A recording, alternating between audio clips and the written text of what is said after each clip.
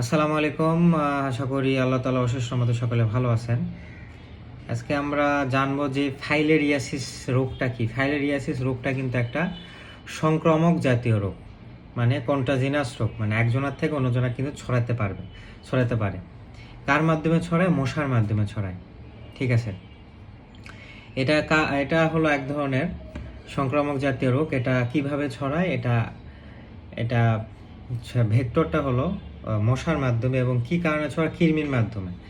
হ্যাঁ, ফাইলেরিয়া একটা কৃমির মাধ্যমে, এটার মাধ্যমে ছড়ায়। মনে করেন কারো ফাইলেরিয়াসিস রোগটাই হইল, হওয়া ওই আক্রান্ত ব্যক্তিতে শরীরে কিন্তু লাভা থাকে।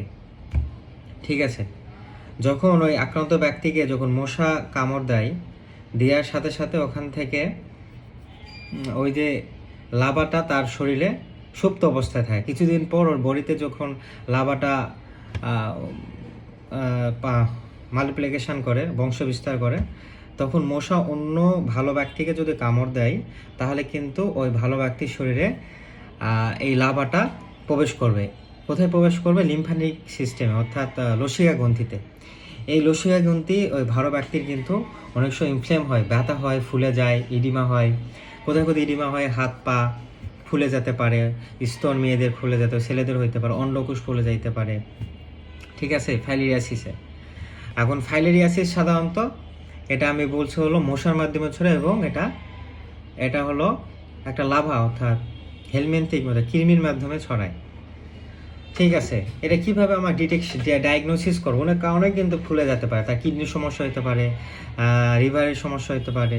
হ্যাঁ, এই জন্য হাত পা ফুলে যাইতে পারে, অনেক কারণ হতে। কিন্তু ফাইলেরিয়াসিস কিভাবে ডায়াগনোসিস করব, আমরা কিভাবে শনাক্ত করব? এটা শনাক্ত করার একটা যে টেস্ট আছে, রক্তের test, CBC, complete blood count করে দেখব তার বডি রক্তেতে ইসাইনোফিল লেভেল অনেক হাই। মানে হেলমিনথিক ইনফেকশন আছে, আমরা বুঝবো সেই ইসাইনোফিল বেশি পাবো। এবং আমরা রাতে যদি পেরিফেরাল ব্লাড ফিল্মটা করি, তাহলে ওখানে আমরা এই লাভাটা শনাক্ত করতে পারবো। মাইক্রোফিলিয়া, হ্যাঁ, মাইক্রোফিলিয়া, এটা আমরা শনাক্ত করতে পারবো তার বডিতে এটা লাভাটা আছে। ঠিক আছে, এই মাধ্যমে আমরা সেটা ডিটেক্ট করতে পারবো। ওকে। আর অনেক সময় আমরা আলট্রাসোনোগ্রাম করেও দেখতে পারি তার কোনো লিম্ফ ফুলে গেছে, এগুলো গ্রন্থি ফুলে যাওয়ার কারণ ভিতরে আমরা দেখতে পারি কোনো সমস্যা আছে নাকি। বেসিক্যালি রক্তের পরীক্ষার মাধ্যমে আমরা দেখতে পাই। আর সাধারণত হলো আমরা এর মধ্যে প্রতিরোধটা কি হতে পারে? প্রতিরোধটা এইরকমই হবে। তো এটা মশার মাধ্যমে ছড়ায়, তো অবশ্যই আমরা মশা যেন সহজে ভালো ব্যক্তিকে কামড় দিতে না পারে, এই জন্য আমরা মশারি ব্যবহার করব, এবং আশেপাশে আমাদের বাড়ি আঙ্গিনায় পরিষ্কার রাখবো, যেন সহজে সেখানে পানি না জমে, সেখানে মশা যেন না জন্ম নেয়। যদিও হয় তাহলে অবশ্যই ওটা আমরা নষ্ট করে ফেলবো। এমন কোনো স্থান বা এমন কোনো জায়গা থাকবে না সেখানে মশার প্রাদুর্ভাব ঘটে, সেটা আমরা নির্মূল করতে হবে। ঠিক আছে। আর অবশ্যই ঘুমানোর আগে মশারি ব্যবহার করতে হবে।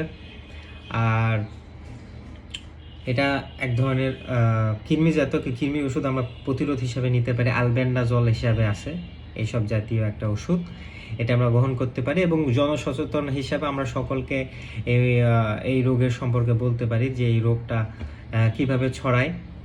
এটা মশার মাধ্যমে ছড়ায়। এটা হলো কৃমি, এই যে লাভাটা মূল একটা মানে পজিটিভ এজেন্ট হিসেবে এখানে কাজ করে। তো ফাইলেরিয়াসিস কিন্তু বাংলাদেশে অনেক মানে হাসপাতাল বা এরকম নিয়ন্ত্রণ করার জন্য স্পেশালিস্ট কিছু হাসপাতাল বা কিছু আছে। এটা যাদের রোগ হয় তাদেরকে এটা রেফার করতে হয়। লং টার্ম ট্রিটমেন্ট, আস্তে আস্তে এটা বাড়ে। তো এইভাবেই সকলকে সুস্থ থাকতে হবে, ভালো থাকতে হবে, আর সচেতনতা বাড়াতে হবে। ভালো থাকবেন, সুস্থ থাকবেন। আসসালামু আলাইকুম।